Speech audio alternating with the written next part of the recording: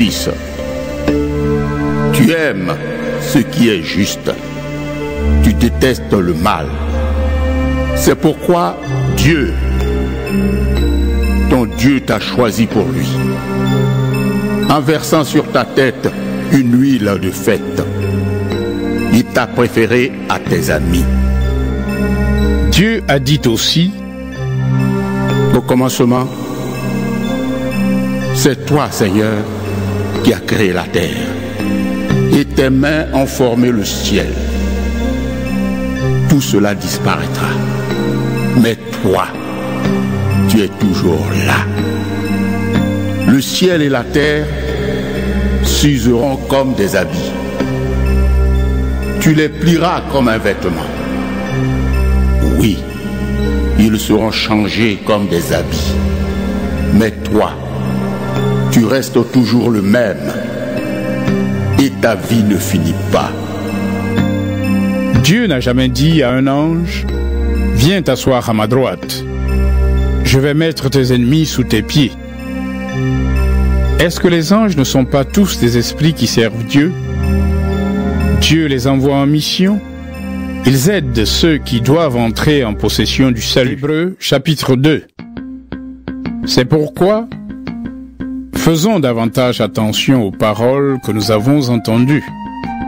Sinon, nous allons nous tromper de chemin. La parole que Dieu a donnée par l'intermédiaire des anges a prouvé sa valeur. Certains ne l'ont pas respectée, ils n'ont pas obéi, et ils ont tous reçu la punition qu'ils méritaient. Alors nous, comment éviterons-nous la punition si nous passons à côté d'un salut si grand? Ce salut, c'est le Seigneur qui a commencé à l'annoncer. Puis, ceux qui ont entendu parler de ce salut ont continué à nous prouver sa valeur. Dieu lui-même a montré que leurs paroles étaient vraies par des signes étonnants, des faits extraordinaires et toutes sortes d'actions puissantes, et aussi en distribuant les dons de l'Esprit Saint comme il l'a voulu. Nous parlons du monde qui doit venir. Ce n'est pas aux anges que Dieu a donné le pouvoir sur ce monde. En effet, dans les livres saints, on dit plutôt ceci. Ô Dieu, que sont les êtres humains pour que tu penses à eux?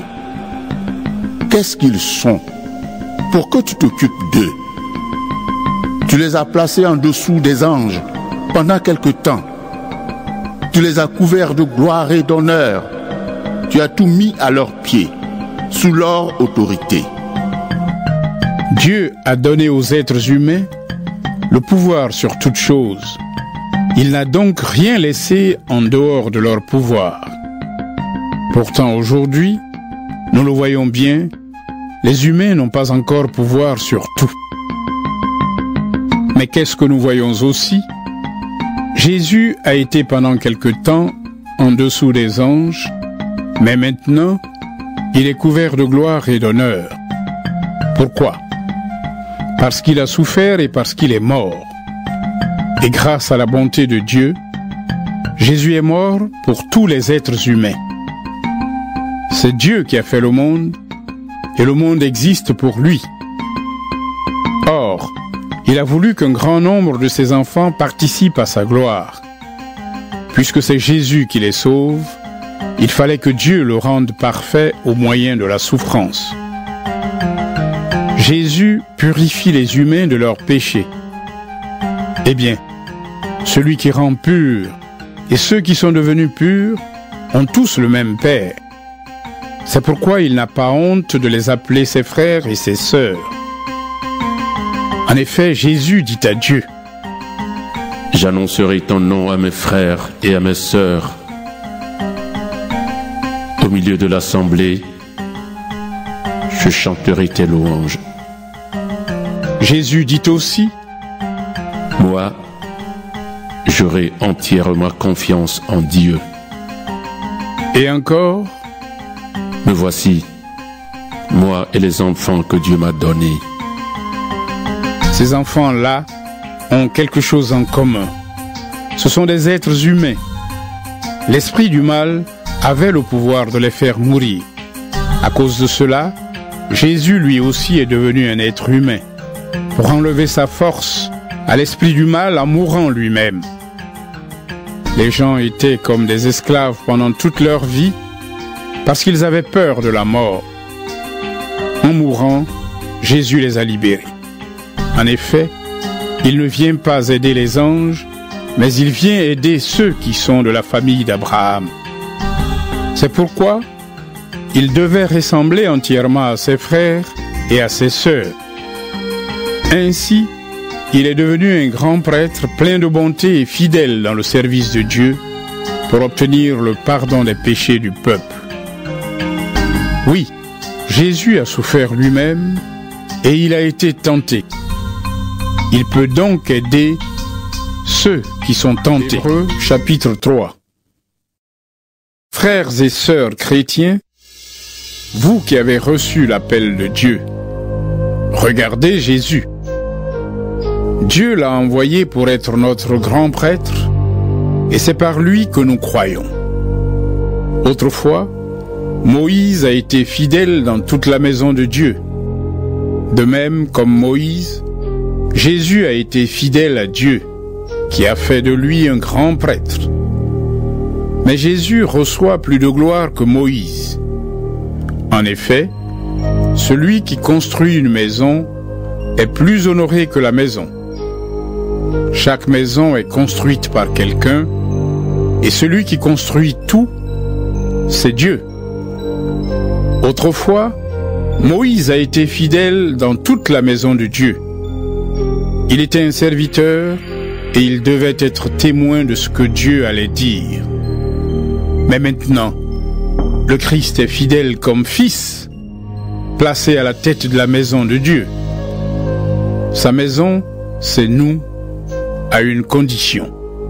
Nous devons garder confiance et être fiers de ce que nous espérons.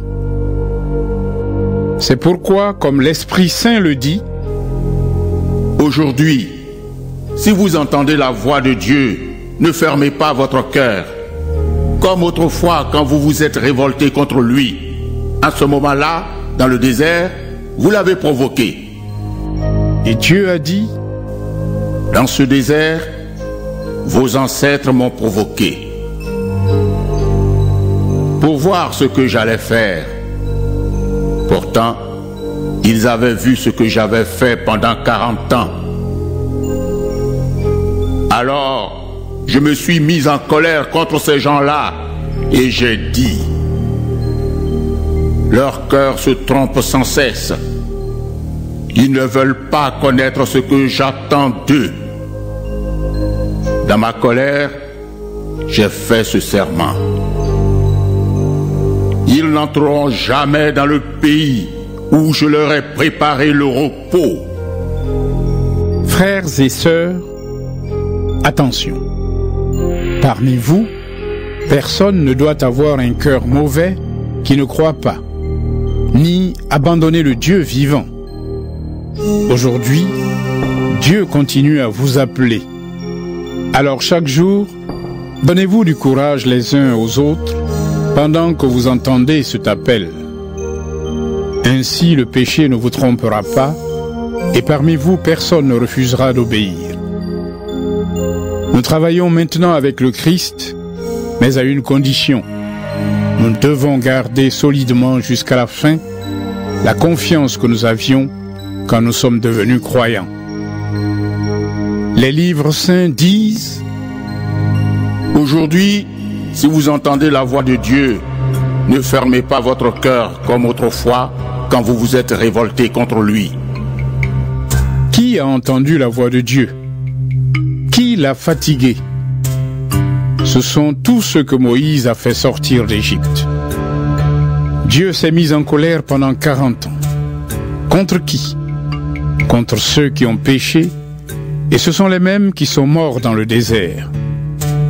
Dieu a fait ce serment. Ils n'entreront jamais dans le pays où je leur ai préparé le repos. Pour qui a-t-il fait ce serment? Pour ceux qui n'ont pas obéi. Et en effet, nous voyons ceci. Ils n'ont pas pu entrer dans le repos de Dieu parce qu'ils n'ont pas cru. Chapitre 4. Mais Dieu nous l'a promis.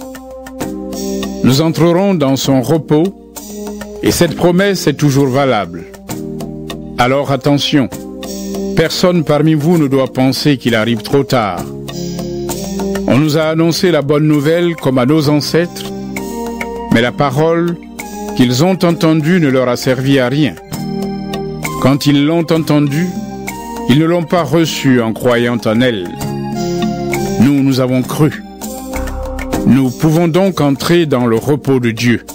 Dieu l'a dit. Dans ma colère, j'ai fait ce serment. Ils n'entreront jamais dans le pays où je leur ai préparé le repos. Pourtant, Dieu a fini son travail depuis la création du monde. En effet, dans les livres saints, on dit au sujet du 7e jour, « Et Dieu s'est reposé le 7e jour de tout son travail. » Dieu en parle aussi quand il dit, « Ils n'entreront jamais dans le pays où je leur ai préparé le repos. » Ceux qui ont reçu la bonne nouvelle les premiers n'ont pas obéi. Alors, ils ne sont pas entrés dans le repos de Dieu. D'autres peuvent donc encore y entrer. C'est pourquoi Dieu fixe de nouveau un jour et il l'appelle aujourd'hui. Il a parlé de ce jour-là beaucoup plus tard, par la bouche de David, dans le texte déjà cité. Aujourd'hui, si vous entendez la voix de Dieu, ne fermez pas votre cœur. Si Josué avait conduit le peuple dans le repos de Dieu, Dieu ne parlerait pas après cela d'un autre jour. Cela veut dire qu'il y a encore un repos pour le peuple de Dieu. Il ressemble au repos du 7e jour.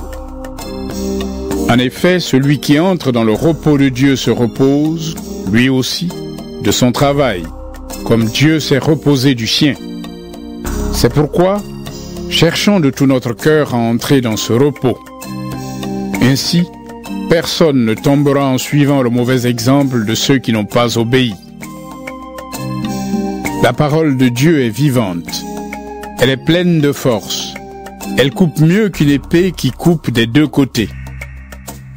La parole de Dieu entre en nous en profondeur. Elle va jusqu'au fond de notre cœur, jusqu'aux articulations et jusqu'à la moelle. Elle juge les intentions et les pensées du cœur. Rien n'est caché pour Dieu. Tout ce qu'il a fait se présente ouvertement devant ses yeux. Son regard découvre tout et c'est à lui que nous devons rendre compte. Nous avons un grand prêtre puissant qui est arrivé jusqu'à Dieu. C'est Jésus, le Fils de Dieu. Alors, gardons solidement ce que nous croyons. Le grand prêtre que nous avons est capable de souffrir avec nous de nos faiblesses. En effet, comme nous, il a été tenté en toutes choses, mais lui n'a pas péché. Approchons-nous donc avec confiance du Dieu puissant qui nous aime. Près de lui, nous recevrons le pardon, nous trouverons son amour, et ainsi il nous aidera au bon. Chapitre 5. Chaque grand prêtre est choisi parmi les êtres humains. Il est chargé de servir Dieu en leur faveur. Il offre les dons et les sacrifices pour les péchés. Le grand prêtre a lui-même beaucoup de faiblesses. Il peut donc comprendre les ignorants et ceux qui se trompent. Parce qu'il est faible, il doit offrir des sacrifices pour les péchés, non seulement pour le peuple, mais aussi pour lui-même. Personne ne peut se donner l'honneur d'être grand prêtre. C'est Dieu qui appelle à cela, comme il a appelé Aaron. Pour le Christ, c'est pareil.